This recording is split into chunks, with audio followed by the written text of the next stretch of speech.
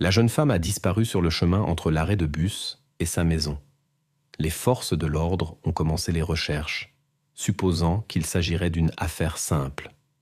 À la surprise générale, cependant, cette affaire est devenue l'une des histoires les plus complexes et sensationnelles de l'histoire criminelle britannique.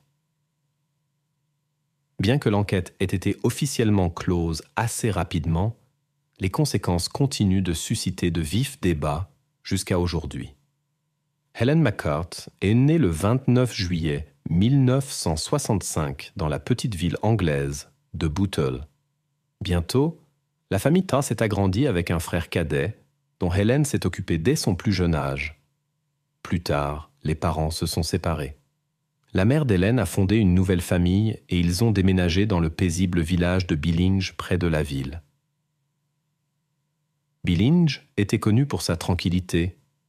Les incidents graves y étaient rares. Les habitants se connaissaient bien et se sentaient en sécurité. Helen a grandi dans cette atmosphère paisible, entourée d'amis et faisant la joie de ses parents par son comportement. Après avoir terminé ses études, la jeune femme a trouvé un emploi dans une compagnie d'assurance à Liverpool. Elle est restée vivre à Billinge et faisait la navette quotidiennement en train et en bus jusqu'au bureau. Le 9 février 1988, Helen est partie au travail comme d'habitude. À l'origine, elle et sa mère avaient prévu de déjeuner ensemble, car elles travaillaient à proximité l'une de l'autre. Mais le temps s'est soudainement dégradé. Un vent fort s'est levé et il a commencé à pleuvoir. C'est pourquoi elles ont décidé de reporter leur déjeuner commun à un autre jour. La mère d'Hélène rentrait habituellement à la maison plus tôt que sa fille. Peu avant la fin du travail, Hélène l'a appelée et lui a dit qu'elle avait un rendez-vous le soir. Elle a demandé de lui garder le dîner au chaud pour qu'elle puisse se préparer. Normalement, Hélène rentrait peu après 17 heures.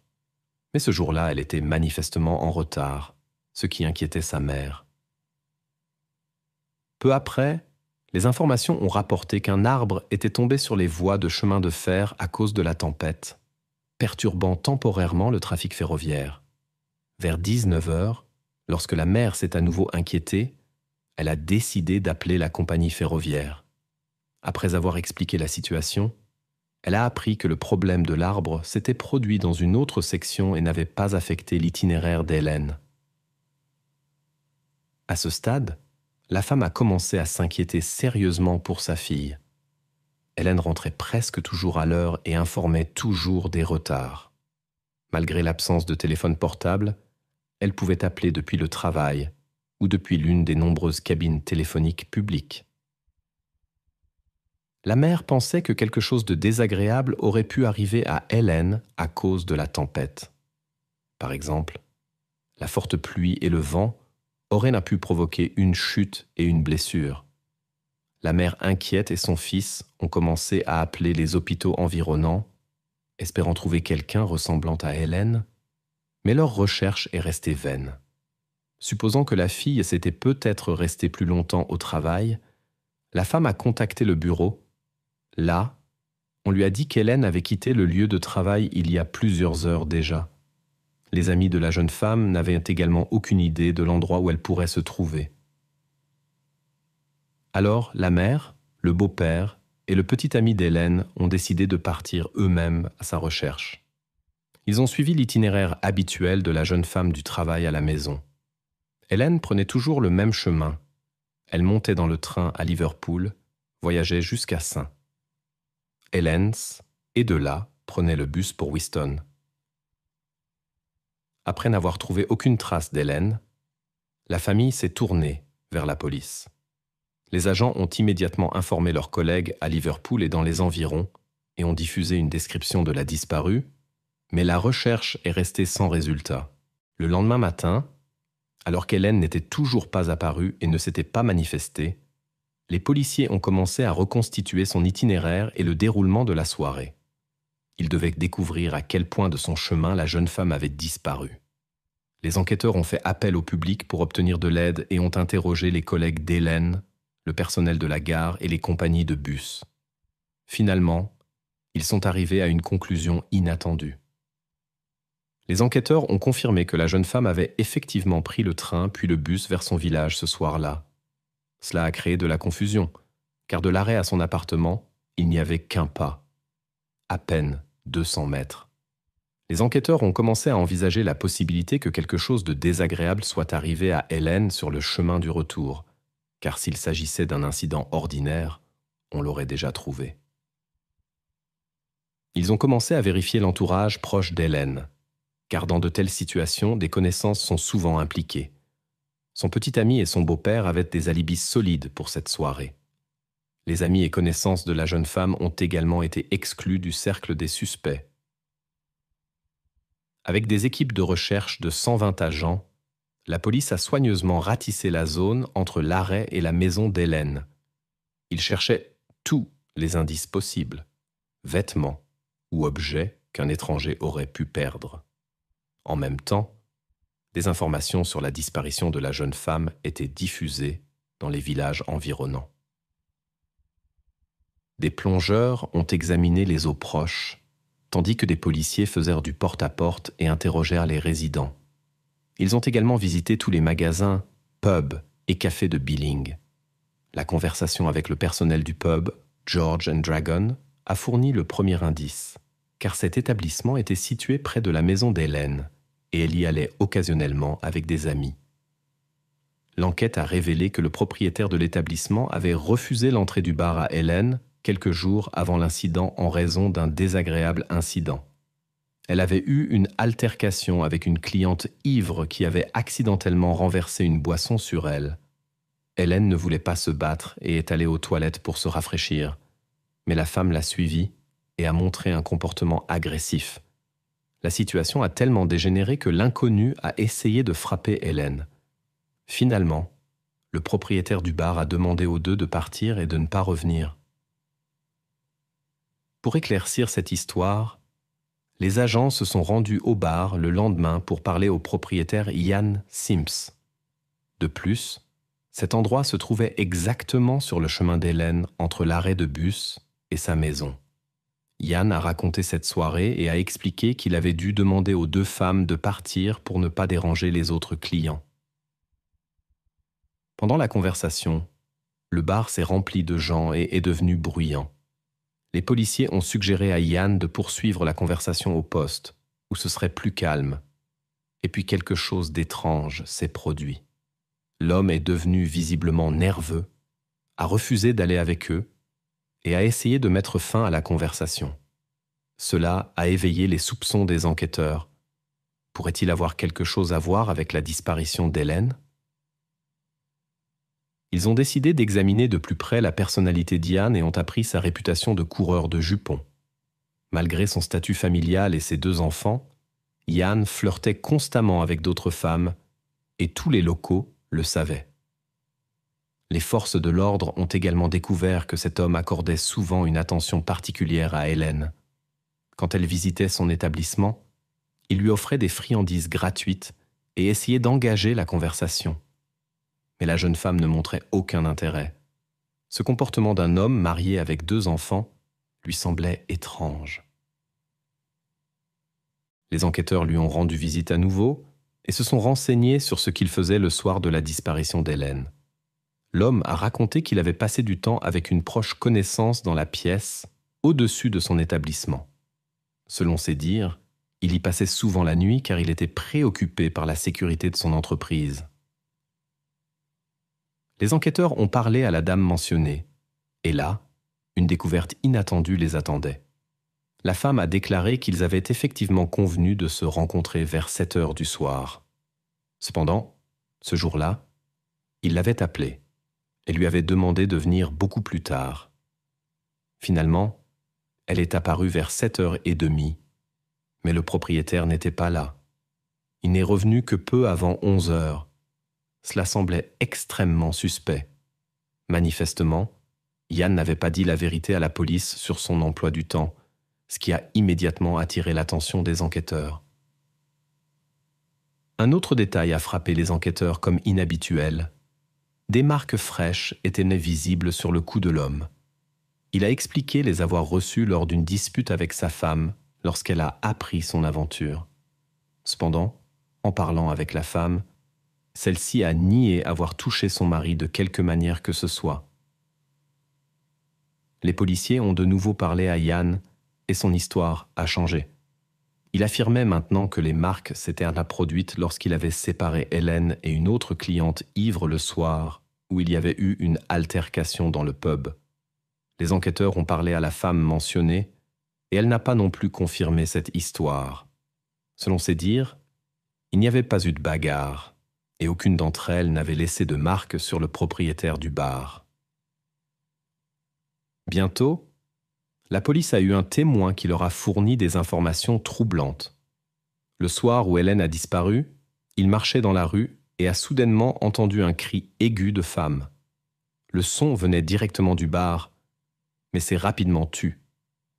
Compte tenu de toutes les circonstances, les enquêteurs ont commencé à suspecter qu'Ian Sims pourrait être lié à la mystérieuse disparition de la jeune femme. Cependant, il continuait à tout nier. Les enquêteurs avaient trop besoin de preuves solides pour le lier à l'affaire, sinon ils se retrouveraient dans une impasse. Lors de l'examen du véhicule d'Ian, les agents ont fait 2 découvertes troublantes. La première était plusieurs taches d'origine inconnues. La seconde était une boucle d'oreille de femme sur le plancher du véhicule. Le bijou a été montré à la mère d'Hélène, qui l'a identifié avec certitude comme appartenant à sa fille. Suite à cela, Ian a été arrêté pour suspicion d'implication dans la disparition d'Hélène, bien que son sort soit encore incertain. Lors de la perquisition du bar et de l'appartement au premier étage, de nouvelles preuves ont été trouvées. Dans les 2 endroits, on a découvert des traces à peine visibles qui avaient apparemment été essuyées. Sur l'une de ces taches, les experts ont trouvé une empreinte digitale d'Ian. Dans l'appartement, on a également trouvé la partie manquante de la boucle d'oreille trouvée dans la voiture. Malgré les preuves recueillies, l'homme continuait à tout nier. Les enquêteurs soupçonnaient que quelque chose de grave était arrivé à Hélène, mais ils devaient la trouver. Sinon le tribunal pourrait acquitter Ian. Ils supposaient que les traces dans le bar, l'appartement et la voiture étaient liées à la jeune femme. Cependant, à cette époque, on commençait seulement à utiliser les analyses ADN en criminologie, et effectuer une telle enquête n'était pas simple. Ian lui-même affirmait que les traces provenaient de son chien qui s'était blessé à la patte. Pour faire avancer l'enquête, les enquêteurs ont fait appel au public et ont demandé de l'aide pour une recherche plus étendue. Plus de 2000 personnes se sont portées volontaires, y compris des locaux et des résidents des communautés voisines. Les volontaires, avec les forces de l'ordre, ont soigneusement fouillé les environs de Billinge, y compris les forêts et les champs. Bientôt, une nouvelle piste est apparue dans l'affaire, mais elle n'a pas été découverte par un volontaire. À 25 km du village, dans la localité de Hollins Green, un homme promenant son chien a remarqué une serviette avec des taches suspectes sur le sol. En y regardant de plus près, il a trouvé une autre serviette similaire et plusieurs têtes d'oreiller. À côté se trouvaient des chaussettes d'homme, un pull et des sous-vêtements. Sur certains vêtements, on pouvait voir des traces inquiétantes. L'homme a signalé la découverte à la police et les objets ont été emportés pour examen. Il y avait cependant une complication. En raison de la distance par rapport à Billinge, des agents d'un autre service sont venus sur les lieux. Ils n'ont pas établi de lien entre cette découverte et la disparition d'Hélène McCourt. Pour cette raison, les enquêteurs chargés de sa recherche n'étaient même pas au courant de la découverte de ces objets. Finalement, les policiers ont bien reconnu un lien entre ces affaires. L'inscription sur le pull trouvé les a aidés. Sur l'objet trouvé, il y avait une inscription faisant la publicité d'une marque de bière qui était justement en promotion dans le bar George and Dragon.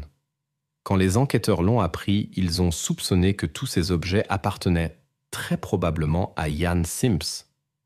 Les enquêteurs avaient de nombreux échantillons à analyser, mais il manquait une pièce cruciale pour demander un examen plus détaillé. En 88, ces méthodes n'étaient pas encore largement répandues. La police a décidé de comparer les échantillons du bar, de la voiture de Sims et des objets trouvés avec les analyses des proches parents d'Hélène, ses parents et son jeune frère. Les résultats ont montré une correspondance très étroite, garantissant pratiquement une relation familiale.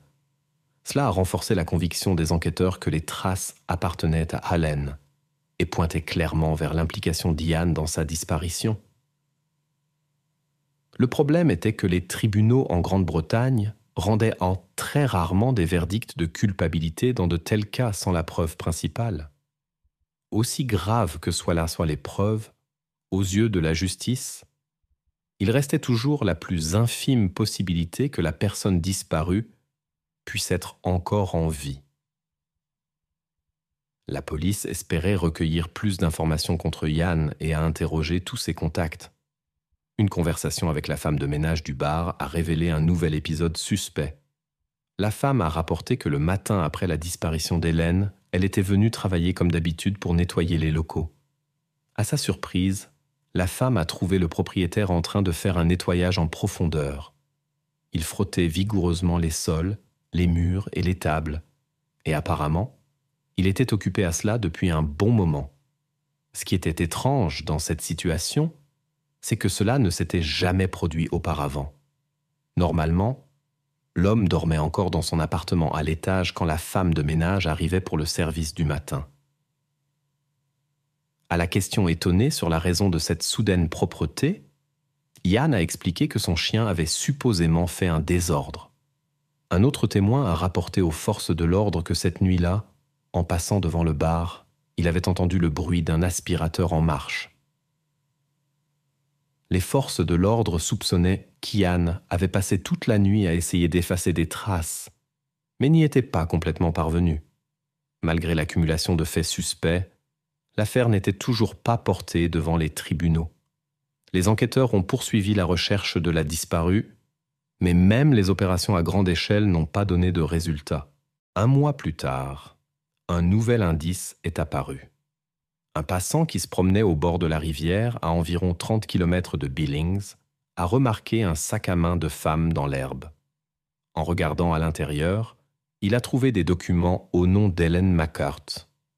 Les policiers arrivés sur les lieux ont bientôt trouvé plus de preuves. À proximité, ils ont découvert des vêtements dans lesquels la jeune femme avait été vue le jour de sa disparition, ainsi que la deuxième boucle d'oreille qui correspondait à celle trouvée dans la voiture d'Ian. Cependant, les investigations ultérieures ont conduit les enquêteurs à une découverte encore plus troublante. À proximité, on a découvert une pelote de câble dans laquelle étaient emmêlées des mèches de cheveux. L'analyse en laboratoire a confirmé qu'elles appartenaient à Hélène McCart. En examinant le sac de la jeune femme, les enquêteurs ont trouvé un reçu d'une pharmacie à St. Helens.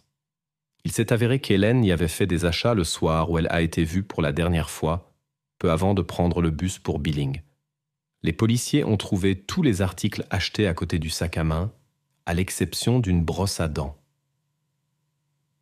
Curieusement, l'article d'hygiène manquant n'a pas été trouvé à 30 km du village, où se trouvait le sac à main, mais dans le bar d'Ian Sims, où les enquêteurs poursuivaient leur examen minutieux.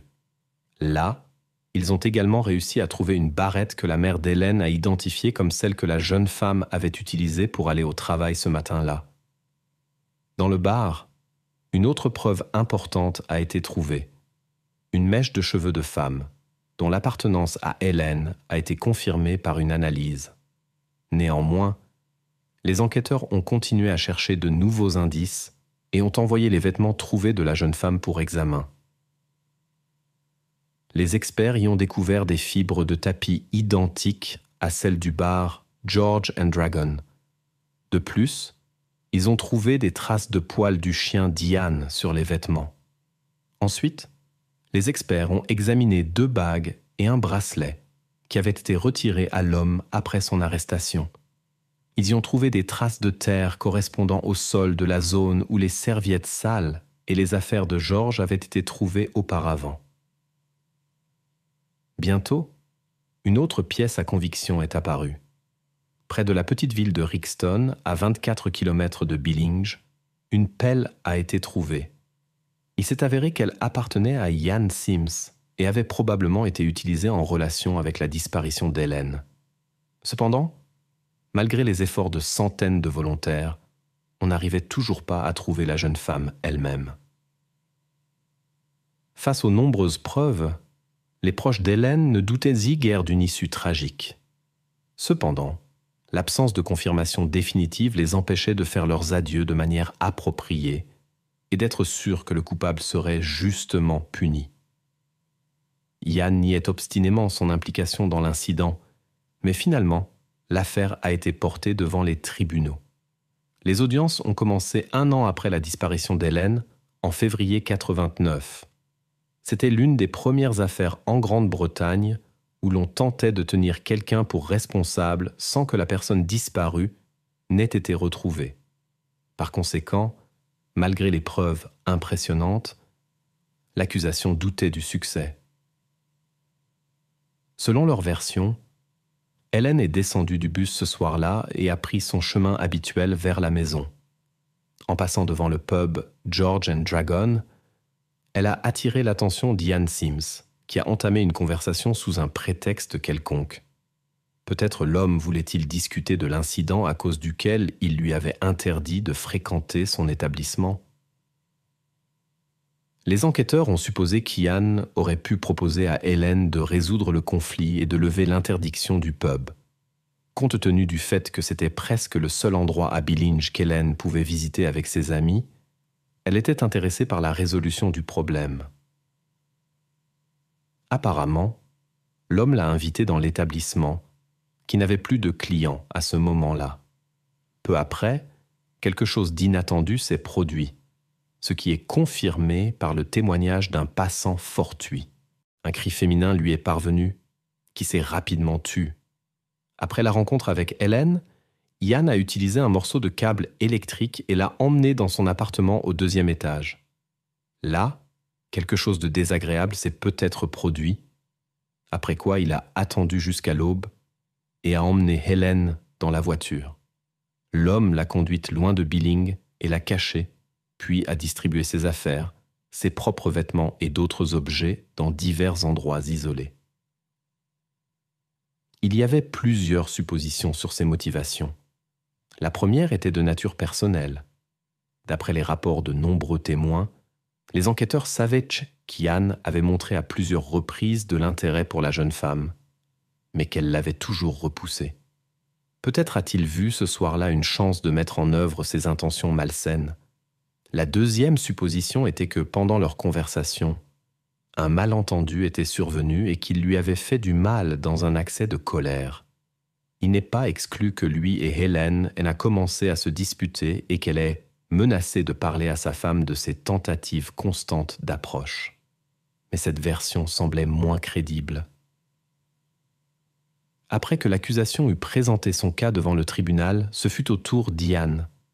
Il continuait à proclamer son innocence totale et à présenter sa version, et ce fut l'une des apparitions les plus inhabituelles d'une personne accusée d'un crime aussi grave. L'homme a affirmé que quelqu'un l'avait piégé. Quelqu'un était entré dans son bar, avait mis ses vêtements, avait attiré Helen là-bas et lui avait fait du mal, puis l'avait chargée dans la voiture d'Ian et cachée dans un endroit inconnu en utilisant les propres outils d'Ian. Ensuite, le malfaiteur aurait ramené la voiture au bar et aurait disparu, laissant le propriétaire innocent du pub sous suspicion. De telles déclarations étranges n'ont fait que renforcer la conviction du jury qu'Ian était impliqué dans l'incident. Son histoire semblait totalement incroyable. Peut-être a-t-il décidé, face à la probabilité d'une sentence sévère, de se moquer du système judiciaire et des proches d'Helen. Finalement, Ian a été reconnu coupable le 14 mars de la même année. Il a été condamné à la prison à vie avec la possibilité de demander une libération conditionnelle au plus tôt après 16 ans. Malheureusement, les épreuves pour les proches d'Helen ne se sont pas terminées là. Les forces de l'ordre et les volontaires ont poursuivi la recherche, mais sans succès. 3 ans après le verdict, la mère de la jeune femme a envoyé une lettre à Ian. Elle l'implorait de lui dire où se trouvait sa fille. Après un certain temps, une réponse est arrivée, mais elle ne contenait que des insultes et des menaces. Ian a promis de se venger de la femme dès sa sortie de prison. Il a fait appel à plusieurs reprises, mais tous ont été rejetés. Ce n'est qu'en 2004, alors qu'Ian avait déjà passé 15 ans derrière les barreaux, que l'un des appels a été accepté et l'affaire a été renvoyée pour révision. Cependant, cette décision ne s'est en aucun cas avérée en sa faveur. L'analyse moderne du matériel génétique a permis aux experts d'examiner les preuves et d'arriver à une conclusion définitive sur l'implication d'Ian dans l'incident. Suite à la révision de l'affaire, sa durée d'emprisonnement s'est en fait prolongée. Après 16 ans, Ian a tenté plusieurs fois d'obtenir une libération conditionnelle, mais toutes ses demandes ont été rejetées. Entre-temps, les proches d'Hélène n'ont pas abandonné leurs efforts pour connaître son sort. En 2015, la mère de la jeune femme a lancé une campagne publique pour modifier la législation en vigueur. Elle a proposé de priver les condamnés du droit à la libération conditionnelle tant qu'ils ne révèlent pas l'emplacement de la personne disparue. La femme a communiqué activement avec les médias, s'est adressée à la première ministre Theresa May et a organisé une pétition soutenue par des centaines de milliers de personnes. Grâce à ces efforts, l'affaire a été discutée au Parlement et au début, les politiciens ont évalué positivement la possibilité d'adopter une telle loi. Cependant, le processus s'est prolongé et l'initiative a été reportée à plusieurs reprises. Tous ces retards ont conduit à ce qu'Ian Sims obtienne finalement une libération conditionnelle en novembre 2019, après 30 ans d'emprisonnement. Ce fut un coup dur pour la famille d'Hélène, car ils avaient pratiquement perdu l'espoir de connaître son sort. 3 mois après la décision, Ian Sims, âgé de 63 ans, a été libéré et est retourné à une vie normale. Malheureusement, son temps en liberté a été de courte durée. Fin juin 2022, l'homme est décédé des suites d'une maladie, sans avoir révélé le secret du sort d'Hélène. La mère de la jeune femme, toujours pleine de détermination, ne perd pas espoir. Maintenant, elle espère qu'Ian aurait pu partager des informations avec l'un de ses co-détenus.